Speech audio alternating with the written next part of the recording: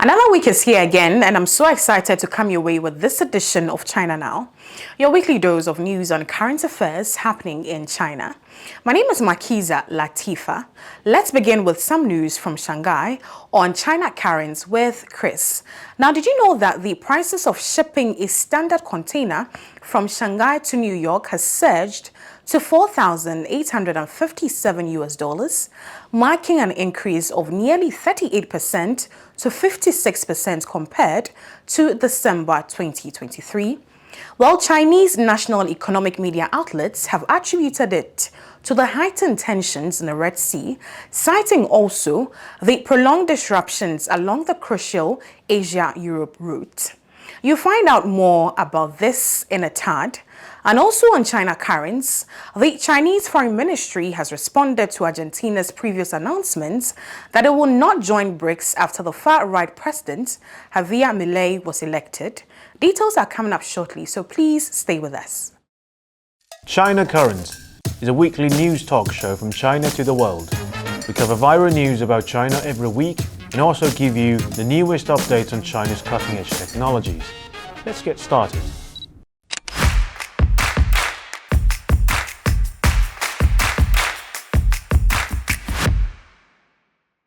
Happy New Year! Welcome to China Currents. I'm Kris. On January 1st, Saudi Arabia, Egypt, the United Arab Emirates, Iran, and Ethiopia officially became members of the BRICS countries. Experts and scholars from these new BRICS member countries have expressed that joining the BRICS cooperation mechanism is beneficial to each country to tap into its own potential, promote cooperation, and foster domestic economic development, and inject new vitality into the BRICS cooperation mechanism. The BRICS cooperation has undergone 18 years of development, with growing influence along with China's Belt and Road Initiative that strengthens regional economic cooperation and infrastructure construction.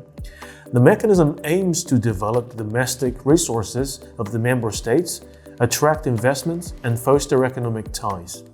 Member states of the BRICS are progressing towards local currency settlements to achieve significant economic development, which is considered part of the de-dollarization process.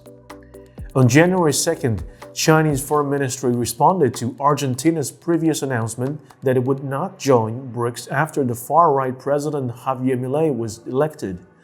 I want to tell you that we are full of confidence in the future development of BRICS cooperation, said a spokesperson Wang Wenbin.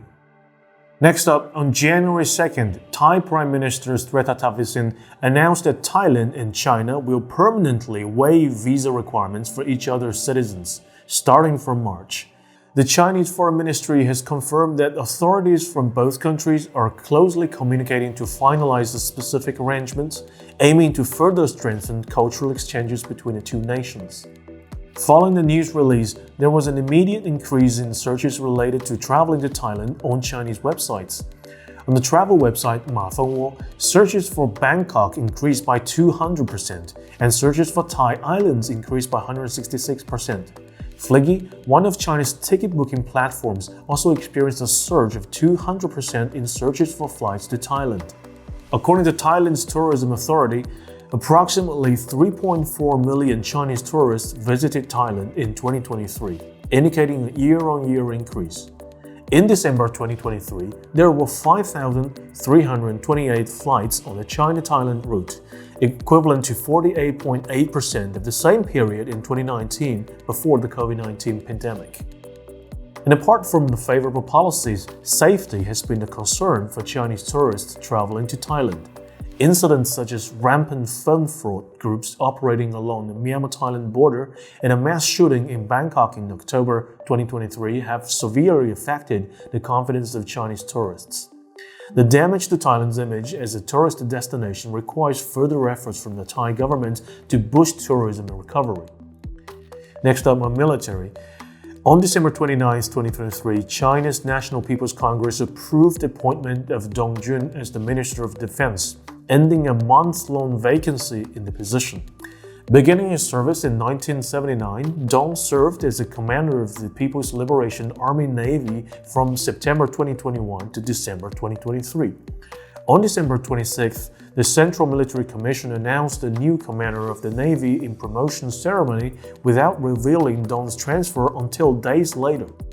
Dong is the first defense minister from the Navy, an exception from the representatives of the country's existing Grand Land Force having a position. On the same day, the National People's Congress announced its decision to revoke the qualifications of 9 deputies elected from the PLA. Among the revoked generals were high-ranking officers from the PLA Navy and the Rocket Force, which is responsible for China's nuclear arsenal, including former Rocket Force commander Li Yunchao. Next up, according to the WeChat account of the Chinese Southern Theater Command, the People's Liberation Army forces carried out routine naval and air patrols in the South China Sea from January 3rd to 4th. The drills aim to safeguard national sovereignty and maritime rights as the troops maintain high readiness against any attempts to stir trouble in the region. The exercises come as the situation in the contested waters shows signs of escalating tensions. This follows concerning rhetoric by the Philippines over the disputed Renai Reef. Philippine military spokesperson Arsenio Andolon stated the government is considering building permanent civilian structures on the feature China claims as its own territory. In response, China emphasized its sovereignty over Renai Reef and opposed any unilateral move to construct facilities that would violate the reef's uninhabited status under the past ASEAN agreement with China, Declaration on the Conduct of Parties in the South China Sea. Chinese authorities warned they will firmly respond to defend Chinese rights. Earlier in December 2023, the Southern Theater Command accused the U.S. warship of illegally entering waters near Renai Reef without Chinese permission, saying such reckless South China Sea meddling jeopardizes regional stability. Next up, on business. Chinese automaker BYD has surpassed Tesla to become the largest electric car manufacturer worldwide. This development underscores China's emerging strength in the global EV market, as reported by the Wall Street Journal, citing data from the fourth quarter of 2023. According to the report, BYD sold over 526,000 electric vehicles in the last quarter of 2023, surpassing Tesla's sales of approximately 485,000 units during the same period. While Tesla still leads in annual sales, this rising Chinese competitors' growing market share pose new challenges to Tesla. Tesla announced on January 2nd that it had delivered approximately 1.81 million electric vehicles globally in 2023, meeting its annual target and slightly exceeding Wall Street's expectations. In comparison, BYD's sales of nearly 1.6 million electric vehicles last year represented a staggering growth of over 70% compared to 2022. The rise of BYD and its achievement of becoming the leading electric car manufacturer worldwide not only demonstrates China's commitment to electric mobility, but also highlights the country's advancements in technology and production capabilities. With its expanding product portfolio and competitive pricing, BYD has effectively captured the attention of consumers in both domestic and international markets.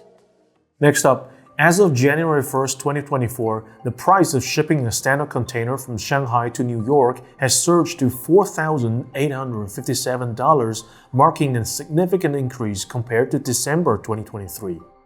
Chinese national economic media outlets are attributing this sharp rise to the heightened tension in the Red Sea, pointing out the prolonged disruptions along the crucial Asia-Europe route have compelled Maersk, the international shipping giant, to suspend all freight routes passing through the Red Sea. Consequently, rerouting through the Cape of Good Hope has significantly extended sailing distance, leading to a substantial surge in transportation costs. However, according to Caixin's data, from January to November 2023, the China-Europe Railway Express operated a total of 16,145 trains, facilitating the transportation of more than 1.7 million containers. This represents a noteworthy 19% increase compared to the entire year of 2022, providing crucial support to China's foreign trade expansion. Next up, on January 3rd, China's Deputy Permanent Representative of the United Nations, Geng Shuang, expressed deep concern during the Urgent Security Council meeting regarding escalating attacks and seizures of commercial vessels in the Red Sea. Geng Shuang has underscored the vital role of the Red Sea as a crucial channel for global cargo and energy transport, highlighted the safeguarding of the unhindered passage of commercial vessels and ensuring their safety not only contributes to regional peace and stability, but also upholds the integrity of the global supply chain and the international trade order. These efforts align with the shared interest of the international community. However, Geng Shuang also emphasized the current tension in the Red Sea are a manifestation of spillover effects from the Gaza conflict. Urgent measures such as achieving a ceasefire and alleviating the humanitarian crisis in Gaza are crucial to preventing further escalations in the Red Sea and averting the entanglement of other Middle Eastern regions in conflict and turmoil. Geng Shuang reassured China stands ready to work collaboratively with all stakeholders to tirelessly promote the de-escalation of tension in the Red Sea, advance the political resolution of the Yemen issue, secure a lasting ceasefire in Gaza, and ensure long-term stability in the wider Middle East region. Last but not least, let's take a look at the New Year holiday. The northeastern city of Harbin has become an overnight sensation in China, cementing its status as the country's first viral travel hotspot of 2024. As crowds of tourists flock to Harbin for its renowned ice and snow sculptures in the winter season, the city's tourism market and local culture are gaining immense popularity online. Nicknames like Southern Little Potato, 南方小土豆, and memes about Potato Princess, 马铃薯公主, have taken Chinese social media by storm in recent weeks. Harbin Airport surpassed 20 million passengers in 2023, becoming the first in northeastern China to hit that traffic milestone this year. According to a travel platform, Harbin searches spiked 300%, while another showed it's topping the most popular homestay destination with 2024 New Year's booking up 27 times. The buzz contrasts Harbin's former image as an old industrial hub that long struggled to reinvent itself. In 2021, its GDP ranked last among 15 sub-provincial cities at just 352 billion RMB, less than one-third of Wuhan's. Population declined over the past decade as people left for opportunities. But with winter sports surging after the Beijing Winter Olympics, the ice festival scaling new heights, and locals embracing creative tourism services, Harbin seized the moment to charm droves of travelers seeking trendy destinations. From musical flash mobs welcoming visitors at the airport to free subway rides, enthusiastic hospitality reminiscent of Zibo's 2023 viral fame helped to captivate the public. Analysts say the makeover underscores user thinking, adapting to shifting tourist expectations, not just expecting people to accept what's offered. In the social media era, experiential details like photographic spots and amenity considerations spread online, turning good impressions into influencing power. Maintaining quality with sudden popularity is challenging and upgrades cannot happen overnight, but Harbin's example showed cities can amplify strength when receptive to reinventing tourism offerings to match consumer demands. For now, China's northern capital is relishing its hard-won time in the spotlight. Well, that's all for today. Thank you for watching this episode of China Currents. If you have any thoughts and comments about our show, please reach us at the email address below. I'm Kris. Looking forward to hearing from you and see you next time. And that's all for China Currents with Kris. Next up is Threshold with Lisa, where we bring you tech-related stories and scientific discoveries happening in China. If you'd recall, last week we talked about the US's technology wars and sanctions on China, and whether or not China is closing the gap faster than anticipated. So this week on Threshold, we'll talk about how China is catching up with the US in areas where the US seems to be ahead in the game. Here is Lisa with more details.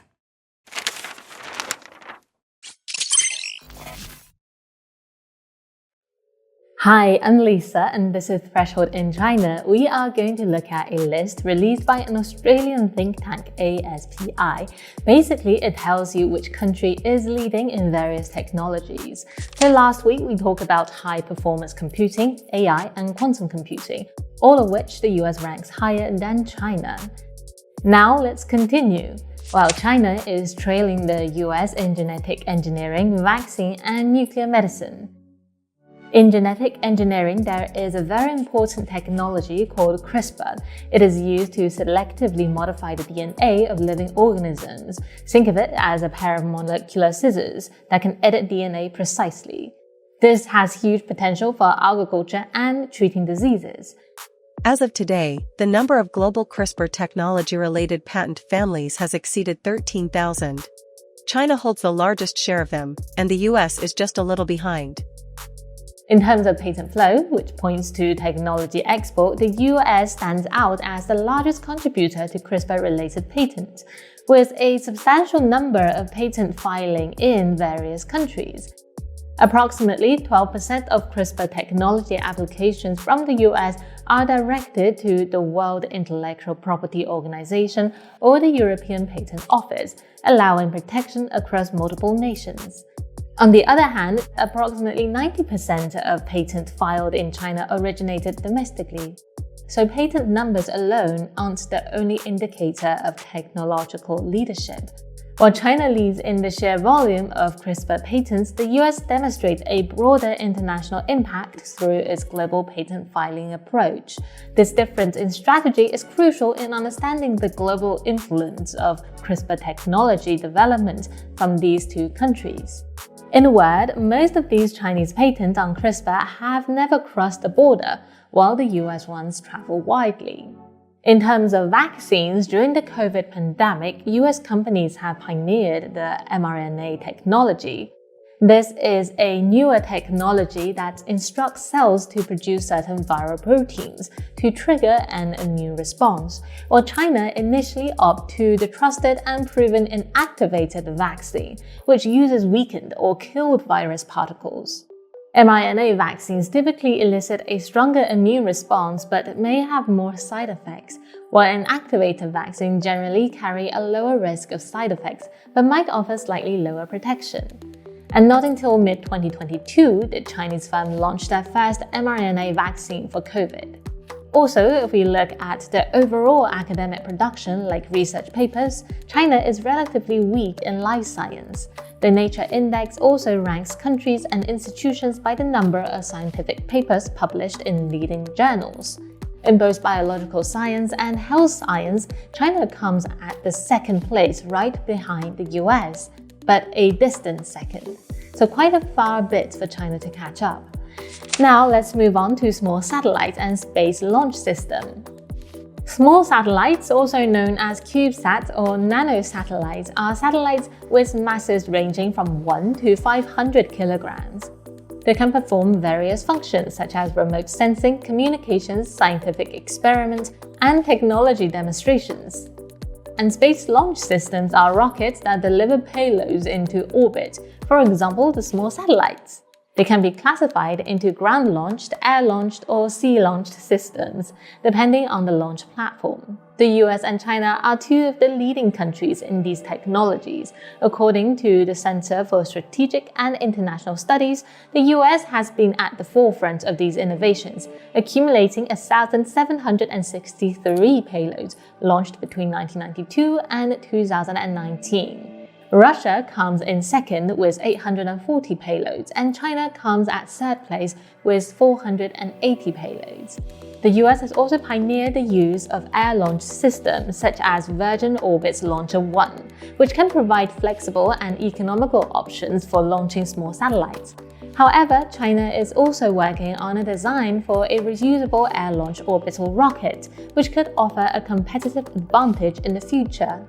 In terms of sea-launch system, China has used its Long March 11 rocket.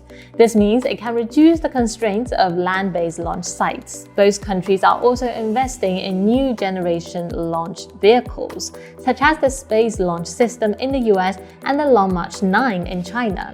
In launching small satellites from space, China has a unique advantage in its Tiangong space station. With the space station and the Tianzhou series cargo spacecraft, a more flexible approach to launch micro and nano satellites has been achieved. First, it enhances satellite launch efficiency. By leveraging the space station as a launch platform, scientists can release satellites as required, eliminating the need to wait for suitable rocket launch opportunities or launch windows. It shortens the satellite development cycles and also enables the potential for prompt satellite development in emergencies. Secondly, this launch approach significantly reduces the cost. Unlike traditional methods that rely on large rocket payloads or the carpooling of multiple satellites on small rockets, launching from Tiangong space station offers a more cost-effective solution. This is achieved by sharing launch costs with other missions, such as regular resupply missions to the station, allowing satellites to hitch a ride, and thereby reducing the cost for each payload. Additionally, the flexibility in launch timing from the space station avoids the cost associated with delays and holding costs on the ground. And as space operations becomes more regular, economies of scale can be realized, lowering the cost of every satellite. This flexible launch mechanism therefore not only enhances efficiencies but also opens up space explorations to a broader range of research institutions and individuals by making it more financially accessible. Through extensive testing and validation, China has successfully deployed a CubeSat from the space station. While China demonstrates formidable strengths in several areas, it still faces challenges in others, particularly in achieving global influence in certain technologies.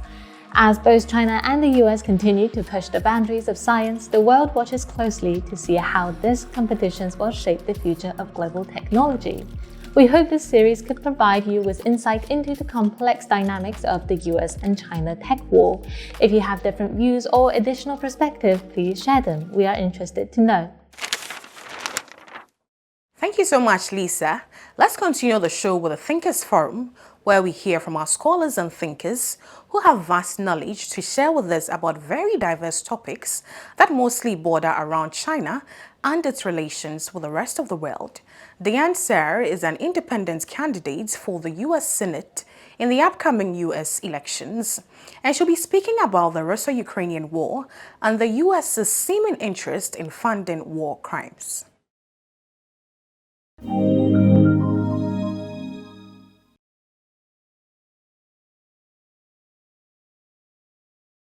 I'm glad the Congress hasn't approved it. I'm not sure that all of them have the most elevated reasons for not approving it. They really want to improve border security, so they're saying we're not going to do this unless we get that.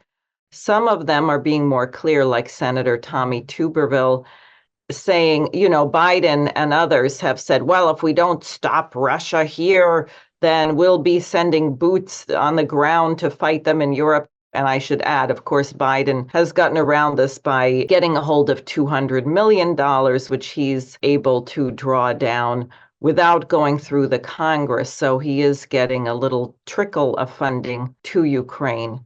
I mean, this is stupid. And Senator Tuberville actually said, while this may be a good way to raise money, it's really not very compelling.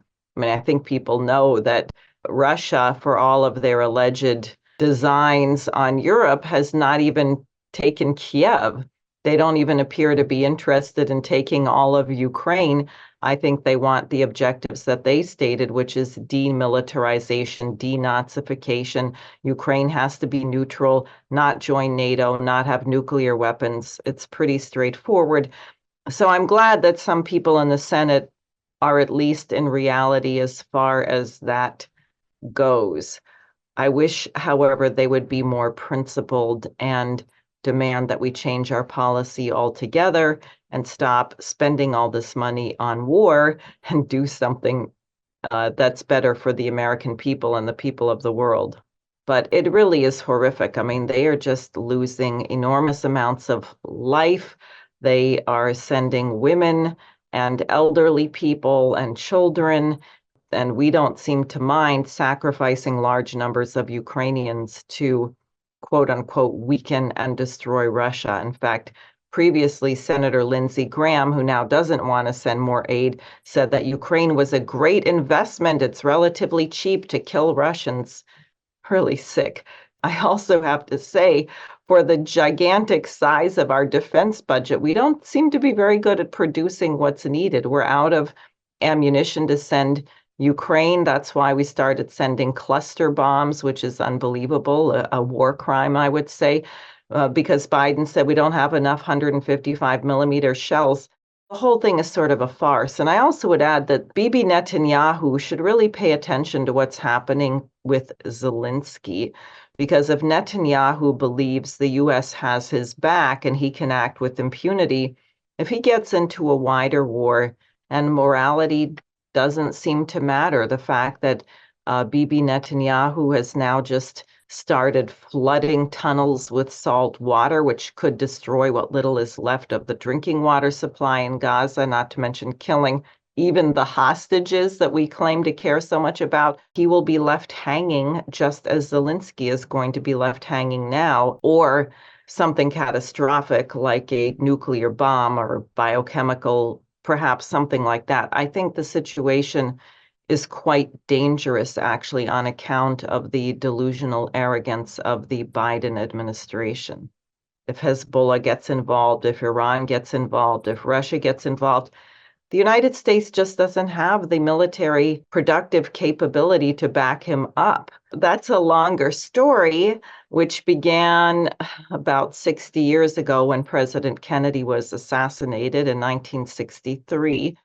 The U.S. underwent a horrific shift. There was something called the Congress for Cultural Freedom, a whole cultural warfare project involving the CIA and the Tavistock Institute in London. And part of what they introduced was something called the post-industrial economy, the idea that somehow you could be an economy by just being consumers, which puts people in a horrible mindset, first of all, because there's no need for creativity. You're just sitting there waiting for everything good to be delivered to your doorstep. And it meant a takedown of our industrial capability, and it meant a destruction of the workforce.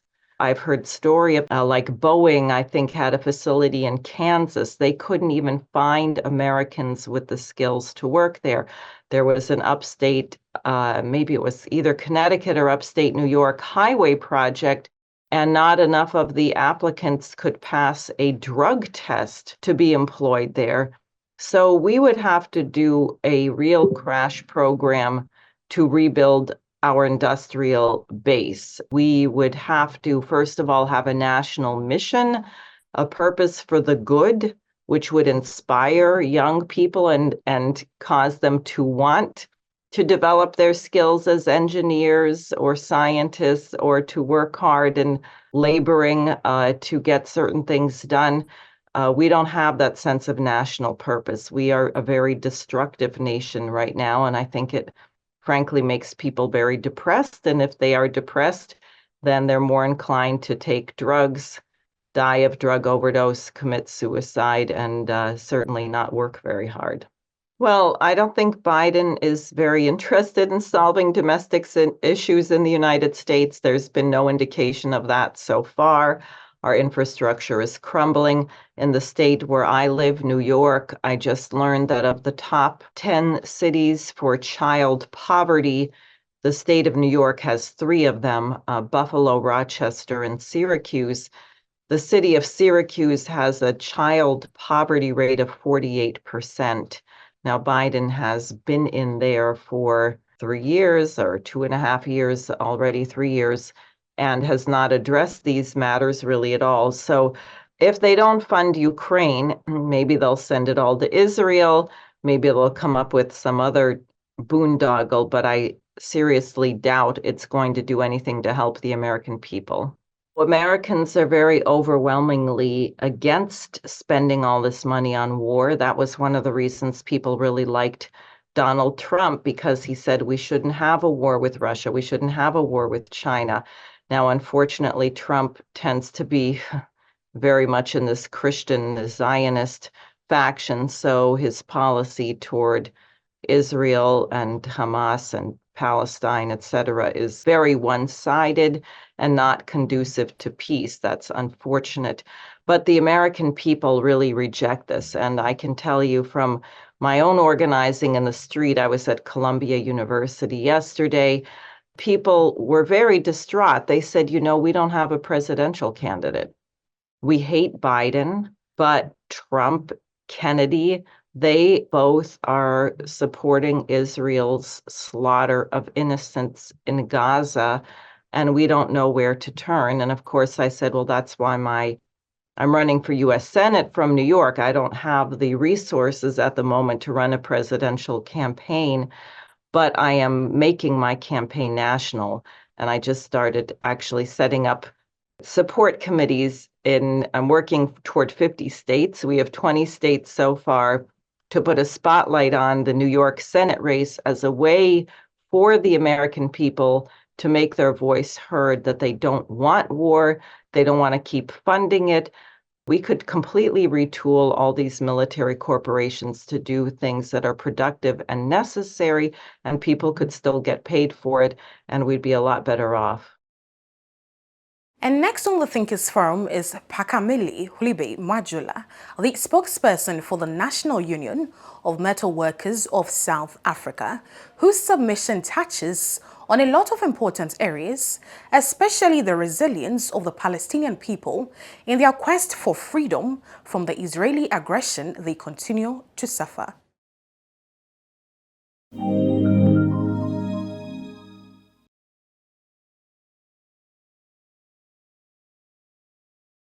The big story or the big issue of 2023 going into 2024 is the issue of Palestine. What we are witnessing is the mass murder of innocent people, and it's happening in real time. It's happening on TV. We're all seeing it. We're seeing them being blown to bits every single day. The Israeli government has already described Palestinian people as human animals, which means they do that to justify extreme violence and to justify the ethnic cleansing which is taking place even as we speak. If they don't murder all of them, if they don't succeed in massacring all of the Palestinian people, their plan is to push them into the Sinai Desert. They want to take them away from their land and to expel them into the desert. That's what Israel's great strategy is. That is ethnic cleansing. And they are doing it with the support of the bloodthirsty, brutal American government. It's hard to sympathize with Israelis, when you think about all of these things. They have to do the right thing and give back the land. They have to stop brutalizing Palestinian people. They have to ensure that they have full rights for them to experience a peaceful existence. Until they do that, there will always be war against the people of Israel because of the suffering that they have inflicted on the innocent people of Palestine. And even as I speak to you now, the United Nations has failed to pass a resolution to call for an immediate ceasefire in Gaza. And that tells you the weakness of the United Nations, number one. Number two, it also tells you the moral depravity and the moral corruption of America and the West for standing by while innocent people are being slaughtered every single day. So I think the story of Palestine will continue to be a big story even in 2024, and it will continue to define who is on the right side of history and who is on the wrong side of history.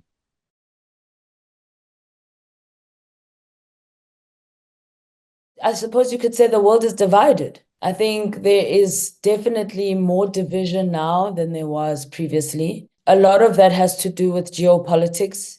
It has to do with America's role in geopolitics, in sowing divisions, in America's role in neo-colonization. South Africa, for example, this year held the BRICS conference, which many Western powers did not support. In fact, there was a very clear and concerted effort to disrupt the BRICS conference, to make sure that BRICS does not focus on its agenda, and to ensure that the conference does not go off successfully.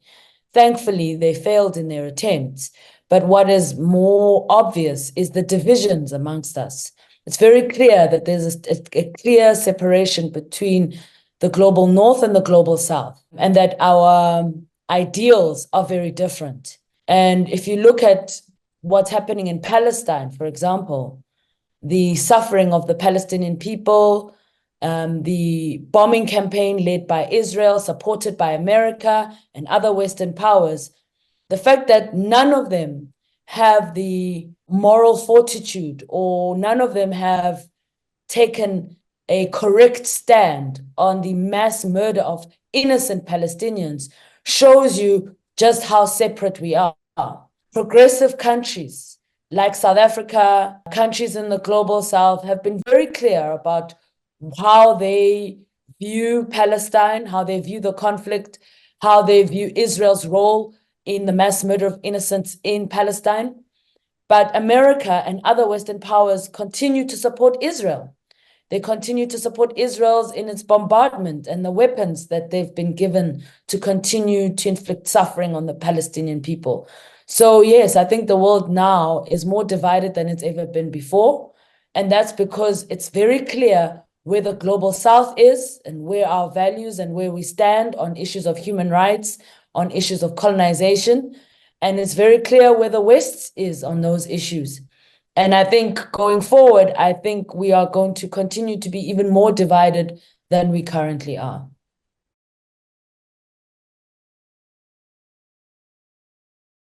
I must also say that South Africa is going to have national elections in 2024 also.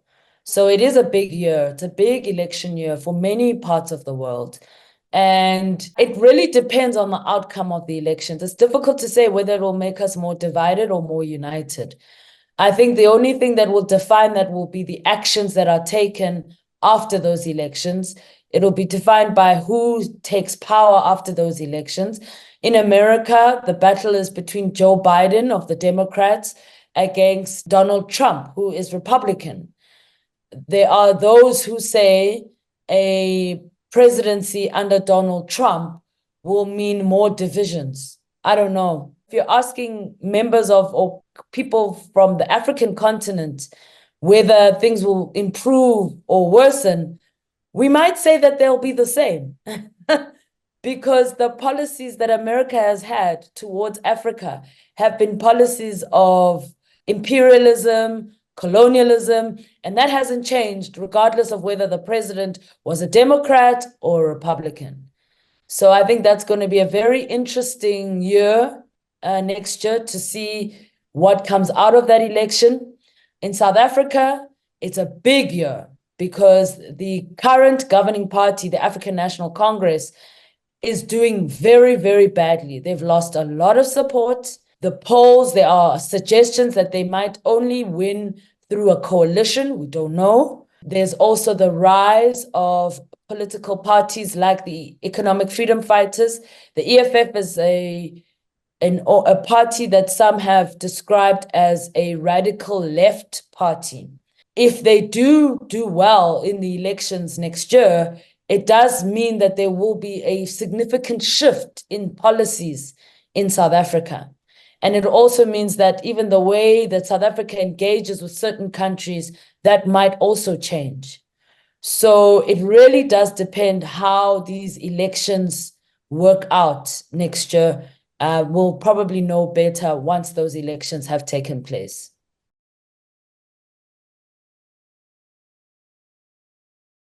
No, that is absolute rubbish, and I would definitely disagree. And by the way, the New York Times is not a publication that I take very seriously. They are a mouthpiece of imperialism. They have justified the brutality and the suffering of people from the global south for decades. They have condemned Cuba, for example. They condemn the state of Venezuela. We don't take them seriously. NUMSA certainly doesn't take them seriously, especially if you look at how they attacked some of the progressives in India, who right now are victims of the Modi regime. The attacks of October 7th, it was definitely a provocation. The Palestinians have been provoked for more than 70 years. And they have resisted. They have actually embarked on peaceful resistance. And when they embark on peaceful resistance, they are shot at. They are killed. Their children are detained without trial for decades. Land is stolen. Israel sends settlers into their land, armed to the teeth with massive guns, to violate the daily existence of Palestinian people. They violate the human rights of Palestinian people, and they've been doing that for more than 70 years. When Hamas attacked Israel on October 7th, it was because they had reached a point where they had no choice. but to defend themselves. If you look at it from the perspective of what South Africa went through during apartheid, there was a point during the battle against apartheid when even South Africans took up armed struggle and armed resistance.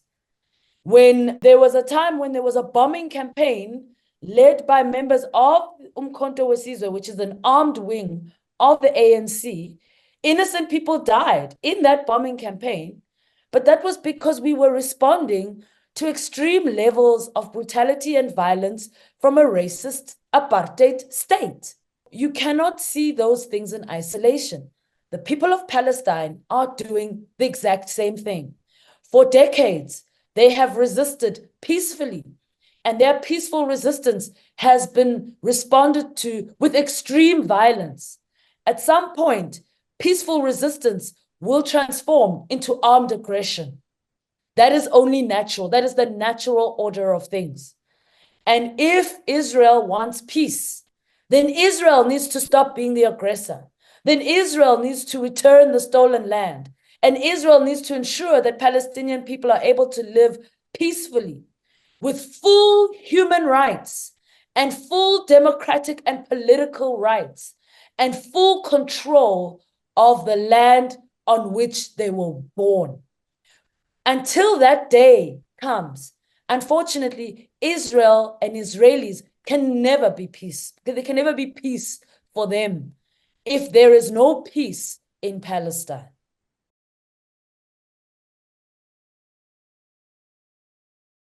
So it is true that the world focus is very much on Palestine. And I think it's important that we should focus on Palestine. But we should also focus on other parts of the African continent where we're seeing a lot of suffering, where we're seeing a lot of exploitation, where we're seeing Western powers exerting their power onto the local population. Definitely, the conflict in Sudan is one that's of serious worry. That's a big area of concern. Also, if you look at what's happening in the DRC, in the Democratic Republic of Congo, there's a lot of problems there as well. In fact, people are talking about how there's a lot of suffering, particularly for ordinary communities in the DRC because of this new form of colonialism and colonialist expansion that's happening in that part of the world, where that country is really being exploited for its mineral wealth for the benefit of France. Palestinians have been suffering for 75 years, or if not more, all along. In fact, the week before October 7th, nobody cared about how they were suffering. Nobody cared about their land dispossession. It was only when Hamas launched this very, strong offensive against Israel in the manner that it did, by kidnapping hostages and killing some of them, unfortunately. And I think we need to be very clear about the fact that even if that incident happened, we cannot blame Hamas. We must not allow Hamas to take full responsibility for that situation. If Israel was not stealing land from Palestinians, if Israel had not been brutalizing Palestinian people for more than 7 decades, there wouldn't be a need for Hamas. Hamas, for example, only came into existence sometime in the 80s, if I'm not mistaken. All of these years, since 1948, the Palestinians have been suffering. So we cannot even blame Hamas for what's happening in Israel. Israel must take full responsibility, not only for the deaths of Palestinians, but even for the deaths of Israeli people. They are the ones who created this level of suffering that resulted in a Hamas or a freedom movement being formed in response to the suffering. How that ends, I think, will also have an impact on geopolitics going into the future. And I think it's definitely a story that needs to be carefully watched.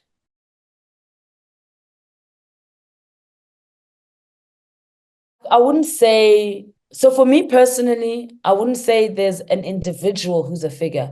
I would say the most memorable group of people for 2023 are the Palestinians.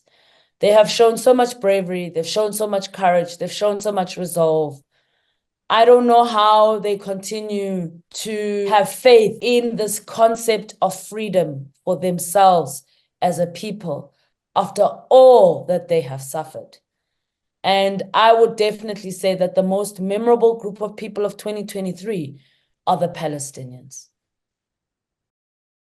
And that's all for the show today. I am grateful that you made time to watch us, and I look forward to seeing you same time next week. If you'd still like to know other things about China, please do not hesitate to send us a message through the email provided below. My name is Makiza Micheline Latifa. See you next week.